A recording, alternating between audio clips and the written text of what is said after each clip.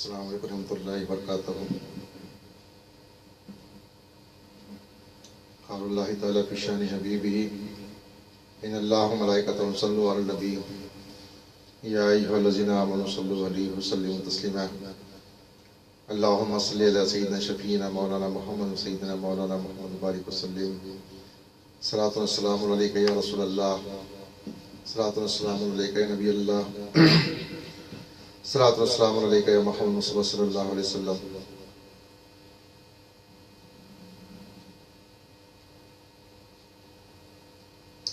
آج کی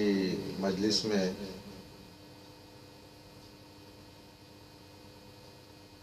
جہاں تک تصدیق بالقلب والا مسئلہ ہے،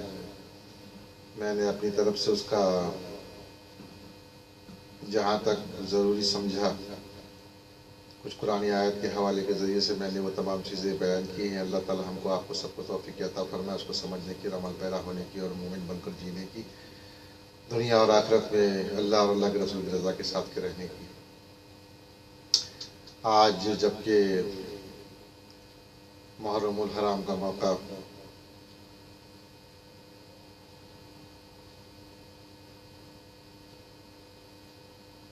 سامنے ہے، دنیا بھر میں شہداء کربلا کی شان میں مجالس سے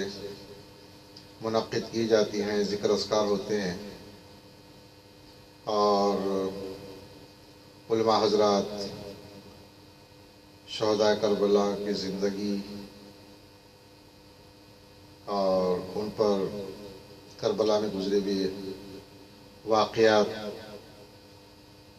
کا بیان اہل اسلام کے سامنے رکھتے ہیں۔ پہلی محرم الحرام سے لے کر کے 10ویں محرم الحرام تک جو شہادتیں ہوئی، جس طریقے سے ہوئی، وہ تمام بیانات ہوتے ہیں اور واقعے کی عکاسی کی جاتی ہے۔ ہو بہو لوگوں کے سامنے وہ پس منظر پیش کیے جاتے ہیں اور اہل اسلام اس کو سنتا ہے 10 دنوں تک۔ یہ روایت جاری و ساری ہے اور دنیا میں رہتی دنیا تک جاری و ساری رہے گی۔ عموماً ایسے معاملات ہر دین میں، بالخصوص مذہب اسلام میں، یہ اللہ تعالیٰ کی طرف سے ہی ایک مخلوق خداوندی پر، عالم انسانیت پر ایک بڑا رحم و کرم ہے کہ اس نے کچھ ایسے تہوار اور رسومات منعقد کروائی عوام الناس سے کہ جس سے اسلام زندہ رہنے میں، باقی رہنے میں ایک مددگار ثابت ہوتی ہے۔ تمام روایتیں، یہ تمام تہوار اور یہ تمام جو پروگرام مجالس ہیں اور محفلیں میلاد کی اور ذکر و اذکار کی، حمد و ثنا کی، اولیاءوں کا ذکر، انبیاءوں کا ذکر، صحابیوں کا ذکر،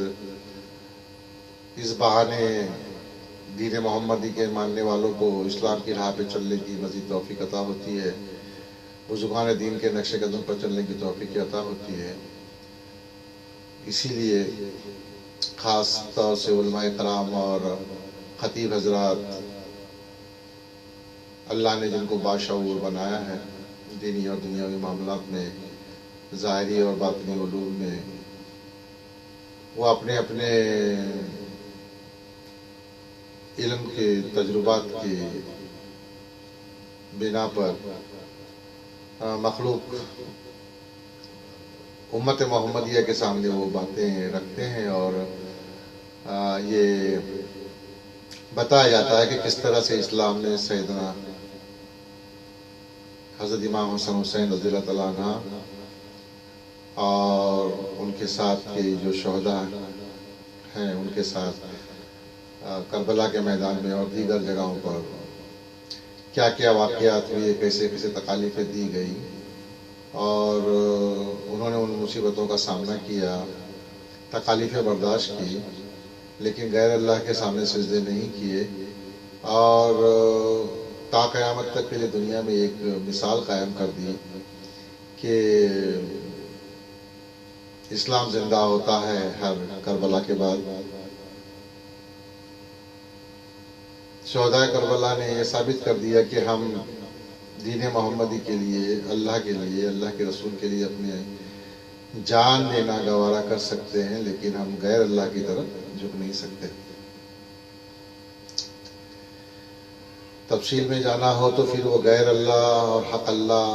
یہ تمام باتیں وہ اس وقت بحث کا مدعا نہیں ہے، ذکر کا مدعا نہیں ہے۔ میں تھوڑے سے میں زیادہ کی کوشش اور علم فقیری سے تعلق رکھتے ہوئے شہدائے کربلا کی عظمت، ان کی شہادت کے صلے میں اسلام کو جو تا قیامت تک کی زندگی ملی ہے اس بارے میں، اور بالخصوص یوم شہادت کیا ہے اور شہادت کیسی منانی چاہیے، جس سے کہ اللہ رسول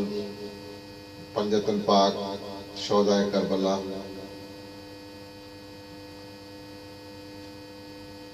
ہم بندوں سے راضی رہیں کہ بے شک جیسا ہم نے امت محمدیہ کو ہدایتوں کی طرف لایا تھا،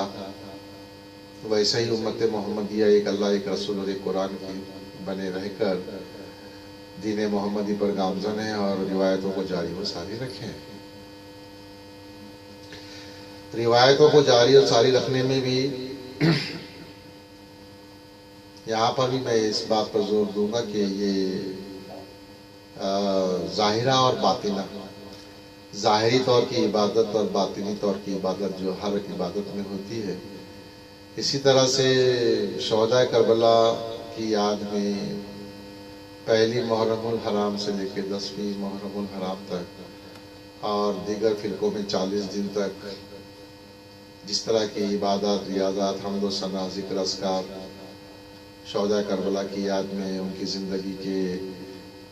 کارنامے اور انہوں نے اللہ کے رسول کی خوشنودی کے واسطے جو تکالیف دنیا میں اٹھا کے شہادت کے جام نوش فرمائے، ان تمام باتوں پر ذکر اذکار ہوتا ہے۔ ہم اگر ان تمام مجالس میں جو ذکر اذکار ہوتے ہیں اس پہ توجہ دیں تو اس کا جز کل ہمیں یہی نکل کے آتا ہے کہ اس میں ایک بہترین فائدہ یہ ہو رہا ہے اور یہ ہوتا رہے گا کہ ہماری آنے والی نسلوں کو یہ پیغام پہنچتا رہے گا کہ امت محمدیہ جو 1400-1500 سال میں پوری دنیا میں لگ بھگ 45 ممالک میں جو پھیلی ہوئی ہے، حضور نبی کریم صلی اللہ علیہ وسلم 1400-1500 سال پہلے عرب میں اس دین محمدیہ کی بنیاد آپ نے رکھی تھی اسلام کے نام سے، اور بعد میں صحابیوں نے، صوفیوں نے، فقراؤں نے، علماؤں نے اس مشن کو آگے جاری و ساری رکھا۔